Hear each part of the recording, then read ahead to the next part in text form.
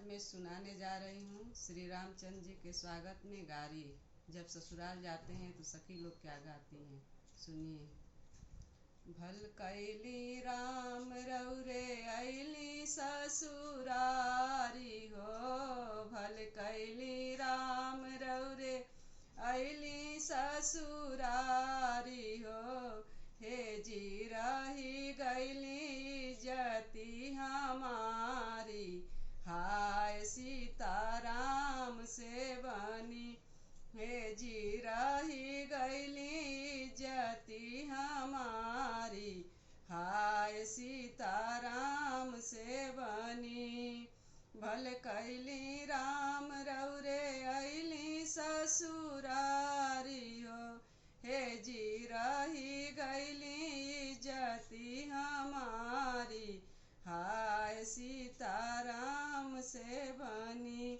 जब ससुराल से अयोध्या में आते हैं तो माता जी क्या पूछती हैं वो सुनिए।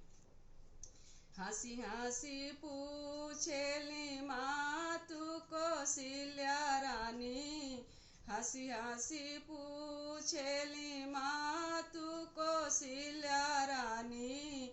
बाबू कैसन रहल ससुरारी, हाय सीताराम से बनी। ससुरु का करनी माता काहू बखानी हो, ससुरु का करनी माता काहू बखानी हो। अब सासु गंगा जल पानी, हाय सीताराम से बनी।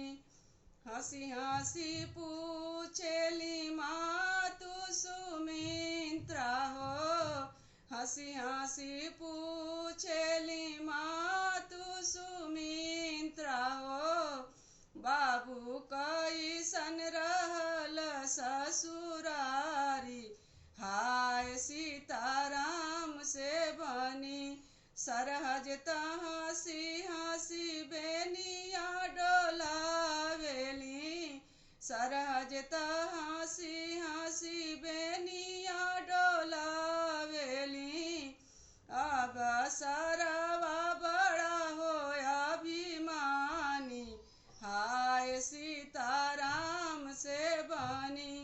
हंसी हंसी पूछेली मातु कैकई रानी, हंसी हंसी पूछेली मातु कैकई रानी।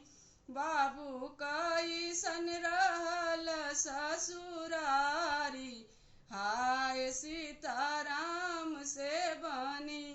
गौआ का लोग माता काहू बखानी, अब हाथी घोड़ा से करें अगुवानी, हाय सीताराम से बनी।